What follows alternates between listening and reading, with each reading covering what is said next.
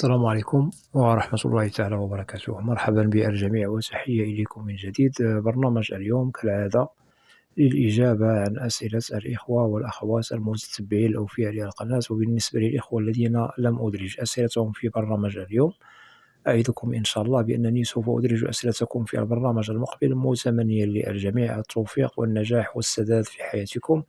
وقبل البدء في البرنامج لا بأس أن أشكركم جزيل الشكر على وفائكم وصدقكم واحترامكم وعلى تفاعلكم معي ومع القناة، متمنيا أن أكون دائما عند حسن ظنكم جميعا، وبالتوفيق للجميع. ولا تنسوا أن تشتركوا في القناة. نبدأ بالسؤال الأول من طرف الأخ حسن حجي، يقول: خبر توقف جميع معاملات لم الشمل في USS مركز الهجرة والمواطنة بالولايات المتحدة، هل هذا صحيح؟ ليس هناك من خبر يؤكد هذا. للتأكيد ليس هناك من خبر يؤكد توقف جميع معاملات لم شمل عائلي بالولايات المتحدة الأمريكية، وسبق لنا أن وضحنا هذا عبر كل شيء على ما يرام. إجراءات دراسة ومعالجة الملفات تسير في مسار منظم. بالنسبة للتقديم على طلب معاملات لم الشمل هو مفتوح، ليس هناك من مشكل. فقط هناك تعليق لإصدار تأشيرات الهجرة إلى الولايات المتحدة الأمريكية. أكيد الأشخاص الذين هم مدرجة مقابلاتهم بالسفارات الأمريكية تتم إجراءات مقابلتهم بسلام، ولكن التأشيرة تظل معلقة إلى إشعار آخر. هذا لا يعني بأن هؤلاء لن يحصلوا على التأشيرة، ولكن ما بعد إجراءات مقابلتهم للتأكيد. إذا أخي حسن حجي، ليس هناك من خبر يؤكد توقف معاملات الهجرة على العموم بالولايات المتحدة، سواء لدى مركز الهجرة والمواطنة USS وكذلك لدى National Visa Center. هذا للتأكيد، متمنيا لك التوفيق. أنتقل إلى الأخت ثريا. الأخت وضعت تعاليق محترمة.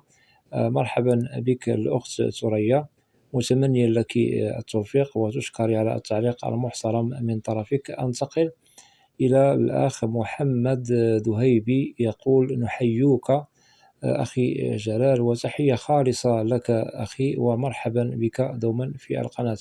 أنتقل إلى الأخ سيف السقاف، يقول: ألف تحية لك أستاذ جلال على القناة الرائعة. العفو أخي، وتحية خالصة لك، وتشكر على التعليق المحترم من طرفك.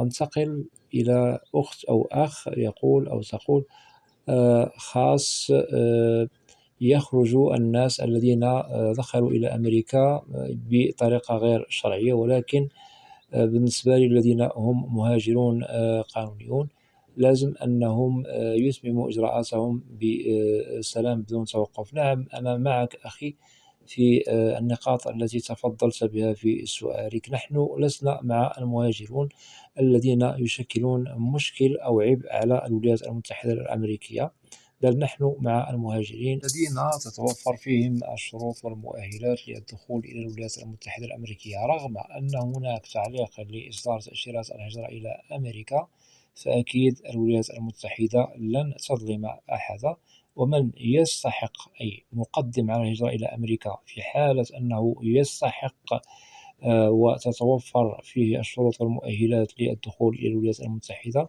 أكيد لن يمنع، وأكيد سيتحصل على التأشيرة وطال الزمن أو قصر. إذن نؤكد بالنسبة للمهاجرين القانونيين الذين يستحقون الدخول إلى الولايات المتحدة الأمريكية نحن معهم. أما الذين يشكلون عبئا على الولايات المتحدة الأمريكية، يشكلون مشكل على الأمن الداخلي الأمريكي، نحن لسنا مع هؤلاء. نتمنى أن تلبى مطالب كل الإخوة والأخوات الذين هم مهاجرون قانونيون وينتظرون أكيد الدخول إلى الولايات المتحدة الأمريكية بصفة قانونية. إذا أخي، في حالة لديك سؤال خاص بك ممكن أن تقوم بطرحه عبر القناة، وإن شاء الله سوف أجيبك في البرنامج المقبل، متمنيا لك التوفيق. أنتقل إلى الأخت زكية حواري، تقول: شكرا على الاهتمام. العفو، الأخت زكية هي من المتابعين الأوفياء للقناة، نتمنى لك مسار موفق. أنتقل إلى الأخت لمياء، تقول دائما لايك أخي جلال، تشكري الأخت لمياء، ومرحبا بك دوما في القناة، وأتمنى لك التوفيق. أنتقل إلى أخ أو أخت تقول أو يقول: كم تستغرق هذه المحاكمة؟ ممكن أن تعطينا أقصر مدة أو أطول مدة؟ وشكرا. العفو أخي. إذا بالنسبة للنقاط التي تفضلت بها، أنت تقصد المحاكمة التي هي مرفوعة ضد الرئيس ترامب بمانهاتن بالولايات المتحدة الأمريكية.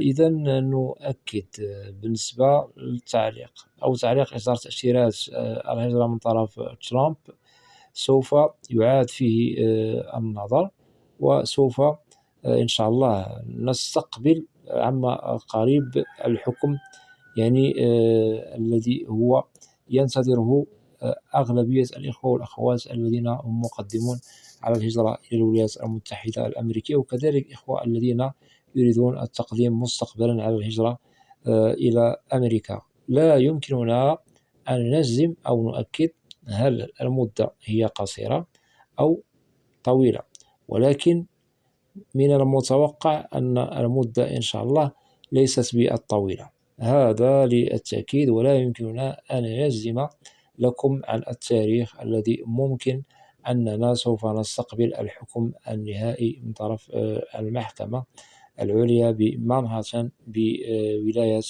نيويورك، لأجل أكيد المحاكمة تسير في مسار أو خدمة مطالب الهجرة والمهاجر بالولايات المتحدة الأمريكية. ونتمنى إن شاء الله مسار موفق لكي إن شاء الله يظهر الحق، ولكي تتم إجراءات الإخوة والأخوات بسلام بدون عرقلة بدون مشكل. متمنيا لك التوفيق أخي، ومرحبا بك. قل إلى الأخ أيوب، يقول: أخي بالنسبة للخلفية الجنائية، لم نفهم هذه الخلفية الجنائية على حسب ما استنتجت من سؤاله. إذا بالنسبة للخلفية الجنائية سوف نسميها بالسجل العدلي أو السجل الجنائي أخي، شهادة عدلية نقوم بطلبها من المحكمة. أكيد سوف نجد فيها كل ما يتعلق بسوابق الشخص الذي قدم عليها من المحكمة. هل سبق له أن خرق قانونا سواء في بلده الأم أو في بلد خارج بلده الأم؟ سبق له مثلا أن سجن سواء في بلده الأم أو في بلد آخر. إذن بالنسبة لهذه الشهادة أكيد تطلب من الذين هم مقدمون على تأشيرة للدخول إلى الولايات المتحدة، لأجل معرفة هذا الشخص هل يسمح له بالدخول إلى الولايات المتحدة الأمريكية، هل الملف الجنائي أو هذه الشهادة أو السجل العدلي خالي من جميع الخروقات القانونية. ففي حالة أن المحكمة تشهد بأن هذا الشخص ليس لديه مثلا سابقة أو خرق قانون هجرة أو قانون مثلا اقترف جرما إلى غير ذلك، في هذه الحالة ممكن أنه يتحصل على التأشيرة بسلام، ليس هناك من مشكل. وهناك شهادة أخرى اسمها حسن السيرة والسلوك، نقوم يعني بطلبها من مصالح الأمن أو الشرطة أخي الكريم. أما بالنسبة للسجل الجنائي أو العدلي نقوم بطلبه من المحكمة، هذا للتأكيد. بالنسبة للنقاط المهمة التي تفضلت بها أخي، أنت سألت على سؤال مهم. ممكن أنه بعض الإخوة كذلك ليس لديهم فهم يعني صحيح عن الخلفية الجنائية أو السجل العدلي. هناك برامج عبر القناة أدعوكم للعودة إليه، شرحت بالتفصيل كل ما يتعلق بهذه الشهادة التي تطلب من كل من هم مقدمون على تأشيرات دخول إلى الولايات المتحدة الأمريكية، وسوف تستفيد أكثر وأكثر. وبالتوفيق ومرحبا بك. أنتقل إلى الأخ ليت، يقول: سلام أستاذ جلال. وعليكم السلام.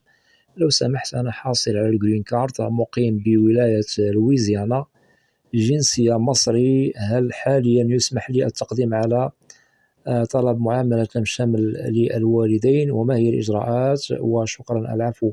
إذا أخي ليت، بالنسبة للنقاط التي تفضلت بها استنتجت بأنك مقيم بولاية لويزيانا، جنسية مصري، فقط لديك الجرين كارد حاليا. التساؤل المطروح: هل ممكن لك مثلا التقديم على شمل الوالدين؟ حاليا لا يمكن لك التقديم على طلب معاملة شمل الوالدين بالولايات المتحدة الأمريكية. وسوف يطرح التساؤل: لماذا؟ رغم أنك مهاجر قانوني متحصل على الجرين كارد كإقامة دائمة بأمريكا، فقانون الهجرة الأمريكي لا يخول لك التقديم على طلب معاملة شمل الوالدين. متى ممكن لك ذلك؟ عندما تتحصل على الجنسية الأمريكية. وبالنسبة للجنسية الأمريكية لازم عليك أن تنتظر ريثما تمر السنوات القانونية ما بعد الجرين كارد، أي البطاقة الخضراء، وإن شاء الله ممكن لك طلب الحصول على الجنسية الأمريكية. ليس هناك من مشكل. حاليا لا يمكن لك أن تقوم بالتقديم لهم على طلب معاملة الشمل. ممكن أنهم تقدم لهم على طلب زيارة إلى أمريكا، ليس هناك من مشكل، ولكن هذه التأشيرة لا تخول لهم الإقامة الدائمة. هذا للتأكيد. ننتقل إلى سؤال آخر من طرف الأخت نهى. تقول: أنا نهى، عمري 19 سنة، أريد أن أسأل على القرعة الأمريكية، هل التقديم بدأ؟ وهل ممكن أن أتسجل فيها؟ وشكرا لك. العفو. إذا الأخت نهى، عمرك 19 سنة. تساؤلك عن هل ممكن التقديم على القرعة العشوائية الأمريكية وهل بدأ. أنت تقصدين القرعة العشوائية الأمريكية لسنة 2027. لا زال التقديم على القرعة الأمريكية لسنة 2027 لم يبدأ بعد. وسبق لي أنني وضحت نقاط مهمة عن كل ما يتعلق بالقرعة العشوائية على العموم، سواء DV 26 وكذلك DV 27. وأعدكم إن شاء الله عندما سوف نتوصل بأيها مستجد سوف أوافيكم به عبر القناة، وأتمنى أن تكونوا في الموعد، متمنيا لك التوفيق. وأدعوك للعودة إلى برامج عبر القناة وضحنا فيها كل ما يتعلق بالقرعة العشوائية الأمريكية. هذه البرامج قمت بتنزيلها قبل أيام قليلة أو أسابيع قليلة، ممكن لك العودة إليها وسوف تستفيدي أكثر وأكثر، وبالتوفيق. وأكتفي بالقدر من الأسئلة، وأتمنى من الإخوة والأخوات الذين لا زالوا لم يشتركوا في القناة أدعوكم للاشتراك في القناة وتفعيل زر الجرس ليصل إليكم كل جديد. لا تنسوا أن تدعمونا دائما بلايك لكي ينتشر الفيديو أو البرنامج على نطاق واسع ولكي تعم المعلومة. وأود أن أشكر جزيل الشكر كل الإخوة والأخوات الذين يقومون بوضع تعليق محترمة. مرحبا بكم جميعا بأسمائكم. وبالنسبة للقناة محتواها كامل وشامل عن الهجرة والمهاجر إلى الولايات المتحدة الأمريكية بشكل عام وكتعريف. وإذا لديكم أسئلة ممكن طرحها كتعليق، وسوف تجدوا الإجابة عبر البرنامج المعروف في القناة، برنامج أسئلة وأجوبة، لأنني لا أستثني منكم أحدا. وإلى لقاء قريب بإذن الله، والسلام عليكم ورحمة الله تعالى وبركاته.